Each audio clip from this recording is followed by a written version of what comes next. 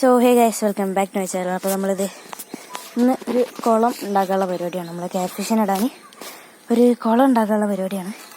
അപ്പോൾ ഇത് നമ്മൾ കുളത്തിൻ്റെ പരിപാടി ഓൾറെഡി സ്റ്റാർട്ട് ചെയ്തു. ഇതാണ് ഫസ്റ്റ് പാർട്ട് നമ്മുടെ കുളത്തിൻ്റെ. ഇനിയും ഇതിൻ്റെ പാർട്ട് കുറേ ആയിട്ട് വരുന്നതായിരിക്കും.